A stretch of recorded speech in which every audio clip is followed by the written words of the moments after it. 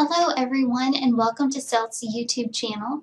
Thank you for tuning in. My name is Kelly Warner and today we're going to talk about Bloom's taxonomy and how to engage in deeper levels of learning within the online environment. So let's get started.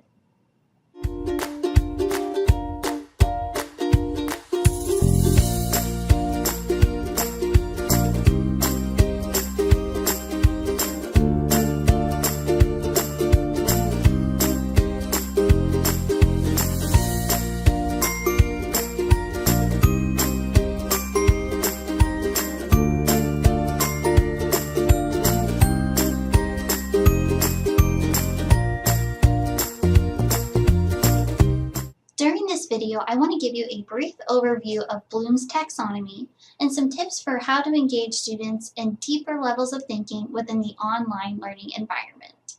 During this video, I'm going to be referencing numerous articles and sources that I read regarding Bloom's taxonomy and online teaching.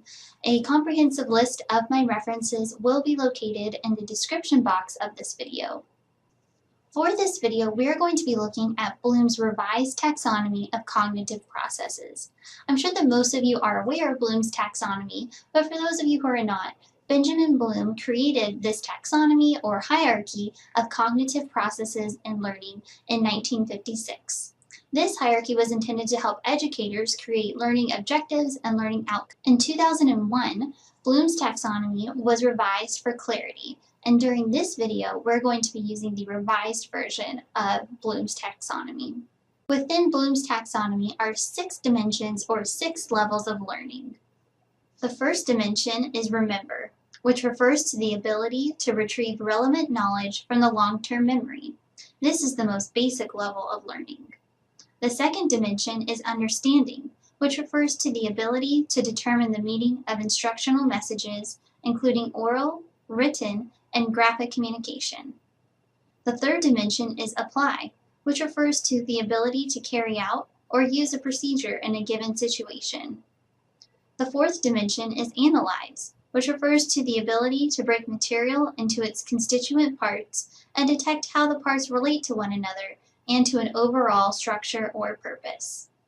The fifth dimension is evaluate, which refers to the ability to make judgments based on criteria and standards.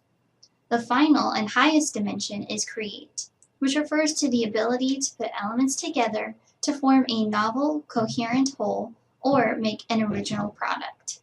In addition to these 6 levels of learning, there are also 4 dimensions of knowledge within Bloom's taxonomy. The first dimension is the factual dimension, which refers to the basic elements that students must know to be acquainted with a discipline or solve problems in it. The second is a conceptual dimension, or the ability of students to identify the interrelationships among the basic elements within a larger structure that enable them to function together. The third is a procedural dimension, or knowing how to do something, methods of inquiry, and criteria for using skills, algorithms, techniques, and methods. The fourth and final dimension is the metacognitive dimension, which refers to knowledge of cognition in general, as well as awareness and knowledge of one's own cognition. Basically, it refers to the ability of learners to monitor and be aware of their own thinking and learning. When we bring together Bloom's cognitive process and the knowledge dimensions, we can begin to see where our learning outcomes fall within Bloom's taxonomy. In order to increase critical and deeper thinking within your courses, it's imperative to set the appropriate learning outcomes and objectives. Using this graph, consider and plot the learning outcomes for your course. A link to this graph is located in the description box of this video. After plotting your learning outcomes on this graph, consider the effectiveness of your learning outcomes. Are they primarily located within the remember and understand levels of Bloom's taxonomy? Or do your learning outcomes and objectives fall within an array of Bloom's categories? Once you have set the learning outcomes and learning objectives for your course, you can begin to craft assessments and activities that will help your students reach those outcomes and objectives. When developing your course, always create the outcomes and objectives first, and then create the activities and assessments. This will ensure alignment between your outcomes and your assessments and activities. Your activities or assessments will differ depending on your desired level of learning or cognitive process within Bloom's taxonomy. Here are a few examples of activities that you could use for each level of learning. For the first level, remember, you could give your students access to PowerPoint presentations and videos, lists and documents, and webinars. These are items that are typically found in the online learning environment. For understanding, you can give your students access to interactive videos with questions. With online tools like EdPuzzle, you can insert questions into your videos to check for understanding. I will leave a link to EdPuzzle down in the description box below this video. You could also give your students user guides and interactive lessons in Moodle. For application, you could ask your students to participate in the forums or complete a simulation or learning game. For Analyze, you could ask your students to participate in the forums, participate in an online debate. You will want to be sure to set ground rules for online debates and discussions. Or you can give them opportunities to collaborate with one another. If you choose to use the forums, be sure to encourage conversation and discussion by crafting a thought-provoking forum prompt. Stay away from yes/no questions or prompts that you think all students will have the same or a similar response to.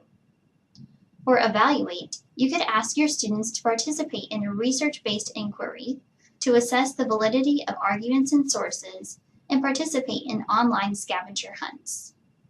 For Create, the highest level of learning, you could ask your students to create and share videos pertaining to information covered in the course.